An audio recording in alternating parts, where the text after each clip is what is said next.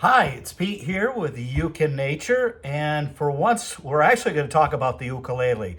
I'm going to show you a couple of the jigs that I use to build with. They're very simple. So, but before we get to that, if this is something that's interesting to you, if learning how to build a ukulele, or if you are interested in perhaps ordering one, please let me know. Just make sure you hit the like, that you subscribe, and that you share. And we'll get a group going here. Maybe we'll start an online class. I don't know. We'll see how this all goes. So anyways, to show you a couple things, I have what I call the assembly jig. And it's very simple. It's plywood. There's two ends to it. What you're looking at here is an Indian rosewood side, or sides I should say.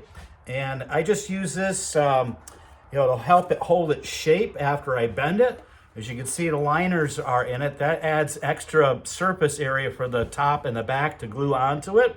And I use this on a flat piece of plywood with sandpaper to level it as I go back and forth with it here. So it really, again, it's very simple. These are little shelf brackets, and it's just a couple pieces of plywood. If somebody's interested in knowing how to put this together, let me know. I'll put it together a video for you, or maybe make up some plans, and it'll sell them very cheap. All right, so there you go. I just have this clamped in here for now, just to show you.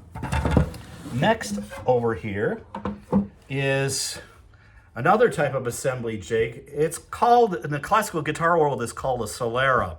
And what it does is, basically, it also helps hold the shape, and you also can line up the instrument on it to glue the back and the top onto it, something to keep it nice and level. In fact, I'll kind of show you here how it sits in there. We'll talk about this instrument in a second, all right? As you can see, I'm pretty much past the stage where I need that, and look at that. No sound hole in the top, it's in the side. Something I'm experimenting with. They're doing this out in Hawaii right now, just leaving the tops completely, no sound holes up here at all. In fact, I know one builder that builds beautiful instruments, and he's got a sound hole in the back. And I played it, and I can tell you, it's fantastic. So this is a Solera. And what you're looking at here is a prototype for an instrument I'm working on. This is what I call the wahine style body. It's just a little different shape. Wahine is woman in Hawaiian. And what we have is a cedar top, a red cedar top, and I'm using some ash that I was left, stacked by my old friend Pastor Tom Hood before he moved away and left me quite a little stash of it. So it's been fun building with it. We're working on the fingerboard. If you saw one of my shorts here recently, this is also ash, and I got the position markers glued in and sanded down, and soon we'll be fretting that and be ready to glue it onto the body, and it'll be done pretty quick.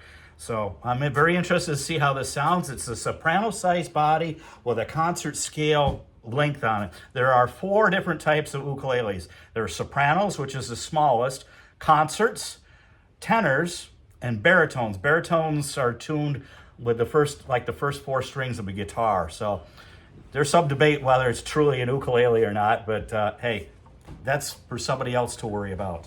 So just going to show this to you. It's a soprano size, so it's a small size body, but it has a concert scale on it. Now wait a minute, Pete, you just said there was 4 different types. Is there more?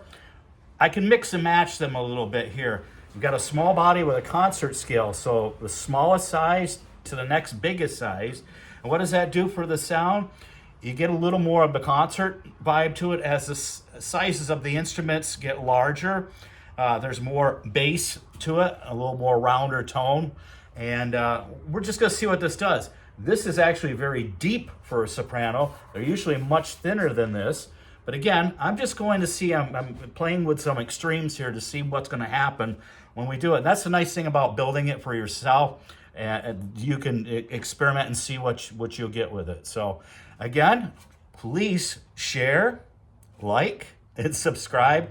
And if you're interested in learning how to build, or if you're interested in perhaps purchasing an instrument, feel free to get a hold of me. And like I said, maybe we'll start a group. All right. Pete here with Uke In Nature, and we'll see you again real soon.